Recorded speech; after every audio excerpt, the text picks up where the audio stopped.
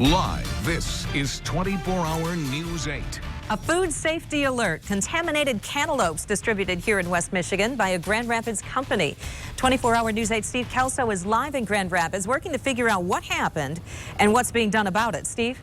Hey, good evening. What we're talking about here is cantaloupe. Now, I know that this is not one of the ones affected by the recall. How do I know that? I'll tell you more about that in a minute, but 5,400 of them are being recalled tonight because of a particularly nasty little bacteria called Listeria. The bacteria was found during a routine FDA inspection at Heeren Brothers Produce in Grand Rapids. The cantaloupes have been distributed to small independent grocers throughout the entire state of Michigan. They would have appeared on those grocers' shelves between July 23rd and the 26th.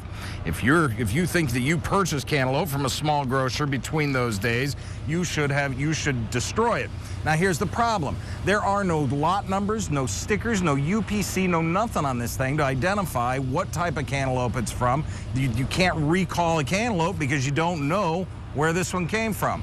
I know because of the seasonal nature of cantaloupe that this one is a Michigan cantaloupe, and now here at Ken's Fruit Market. I talked to Ken Quartz this afternoon. He says he's been doing business with the Heeren Brothers for over 30 years. Coming up tonight at 6, you'll hear more from him. And also the time period, that July 23rd through the 25th, if you have a cantaloupe that you haven't eaten between now and then, it probably isn't looking real good in your refrigerator, so you probably should have eaten it or it should have been thrown away by now. Still, within the last couple of minutes, the Kent County Health Department issuing a press release asking you to be vigilant about this, because one of the really weird things about Listeria is you could have eaten something and be sick up to 70 days later. Live in Grand Rapids, Steve Kelso, 24-hour News 8. All stuff to think about. Thanks, Steve. We don't want to scare you, but we do want you to know how serious Listeria contamination in cantaloupes can be. 24-hour News 8 Susan Samples is at the live desk taking a look at the deadly history behind cantaloupe recalls. Sue? Marley, the very same bacteria found in those cantaloupes from Heeren Brothers caused one of the deadliest foodborne illness outbreaks in decades in this country. In 2011, a cantaloupe Listeria outbreak in 28 states infected hundreds, killed 33 people, and caused one pregnant woman to miscarry. That cantaloupe Listeria outbreak was eventually traced back to a farm in Colorado.